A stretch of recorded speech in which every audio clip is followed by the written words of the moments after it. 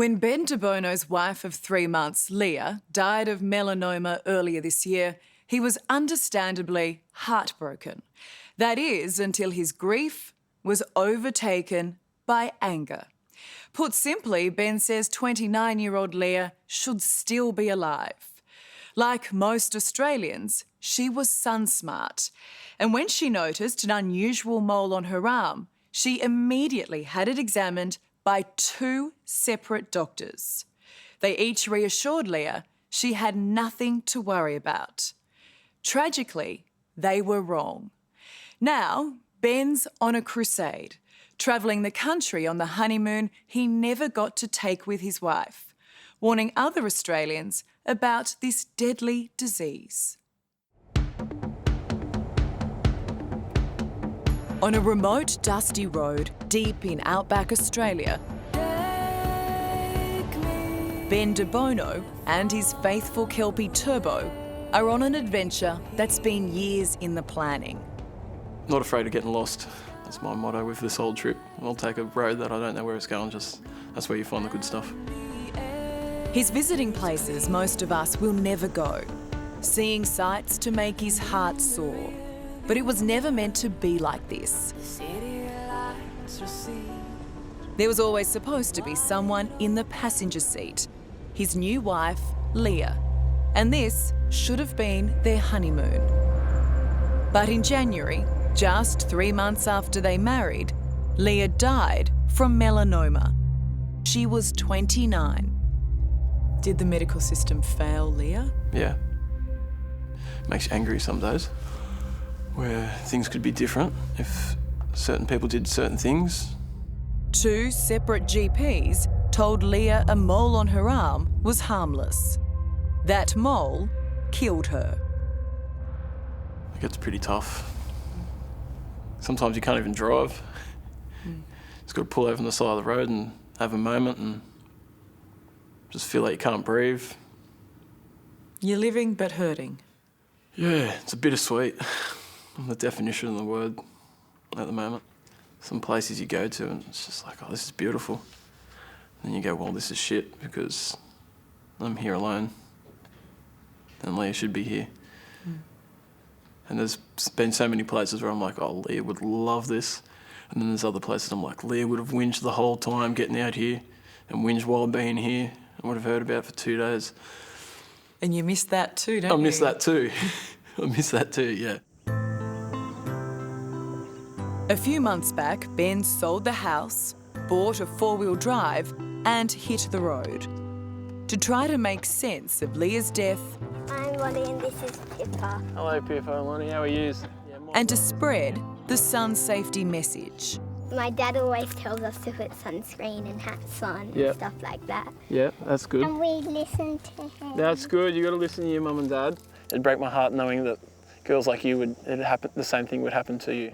There's no handbook on how to grieve. Well, if there is, I haven't seen it, and I probably still wouldn't read it. I carry Leah around with me everywhere. Leah's is a cautionary tale that begins as a love story. All my dreams came true. Say that I met you. When Ben, the tradie from the central coast of New South Wales, met Leah Martin and decided she was the one. So you fell in love immediately, but she took a little more She took a convincing. while, yeah. I probably liked her way more than she liked me for the first 6 months. I was always in love with her. She obviously saw the potential though.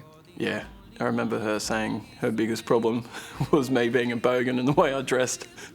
So once she could get me tidied up and looking the way she wanted to, then yeah, it all went from there. And we just laugh. We were always laughing. That was how I got her. I could make her laugh. That's how you charmed her. That's how I charmed her. It wasn't all these rugged looks, good looks. It was just charm. How was your life together? Perfect. While Leah may have taken some persuading, They used to come down here on their walks, have coffee. her parents, Lex and Heather, and the rest of the family were won over from day one. They are meant to be with each other, and it's just so sad to think that all their hopes and dreams just just came to an end. Those dreams came to an end because of a mole on Leah's arm. It was an angry red lump on the underside of her arm. It was ugly. It looked ugly. When she bumped it, it would bleed. When did she have a GP first look at it? Early in 2012, a GP looked at it and assured her that there was nothing, don't worry about it. She was still concerned, so she went back again later that year and the same thing.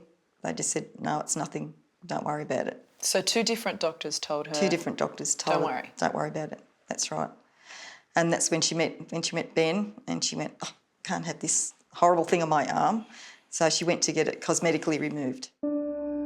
She rang me up and was all hysterical, like she was really upset and worried, like you could tell in her voice. And she's like, oh, that thing that I got cut out of my arm, the doctor wants me to come in, and they've rung my parents and they all want us to come in and talk about it. And she knew straight away that something was wrong. And how bad was it? Stage 4 malignant melanoma. It's like the worst one you can get. Leah had the mole and surrounding lymph nodes removed in early 2013, but warned that there was a 30% chance the cancer would come back. She went for regular checkups. She did everything right. How often was she having checkups? At first it was every 3 months and then went to 6 months. And they were pretty intense checkups. She'd get CT scans and like full body scans and... You planned a secret wedding, believing at that time that she was 100% cancer-free. Yep. She got a checkup probably a little week before the wedding and was given the all clear then. But she wasn't cancer-free, was she? No, she wasn't, no.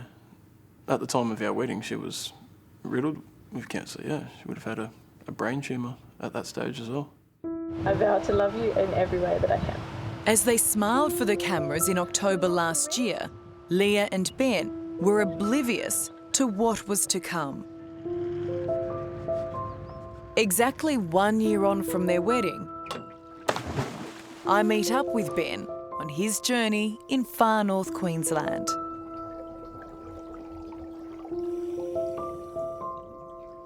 The anniversary has been tough. This is my favourite one with us together.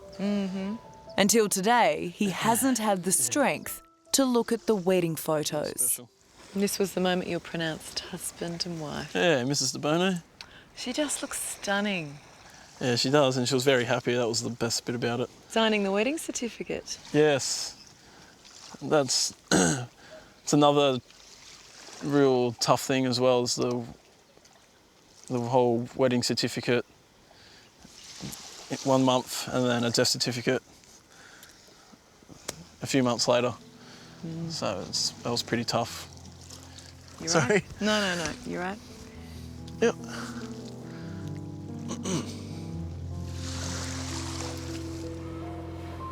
A month after the wedding, she started getting some headaches and nausea.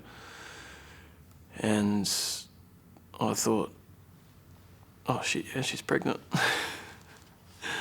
Well, I was stoked. Did she get those headaches checked out? Yeah, twice. And? And the GPs said, you're probably stressed out from the wedding. Yeah, it's just stress. Considering her history with melanoma, they didn't think to do any tests? No, that's what I said to her. I said, they know that you're stage 4 melanoma. She said, yeah, I told them, but she didn't want to make a fuss. Follow-ups. Weeks later, Ben got a call that Leah had collapsed at work. Sweetheart, would you wake up today? Even though she'd just been told she was cancer-free, the truth was it had spread to her brain, her liver, lungs, spleen and bones. It's pretty bad. From there, I walked in the hospital and this bloody had a stroke and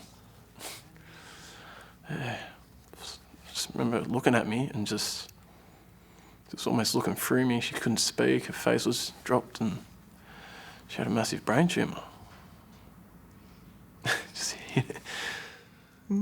Pretty powerful image. her in the bed like that for you? Yeah, it haunts me. Like, never want to see anyone like that.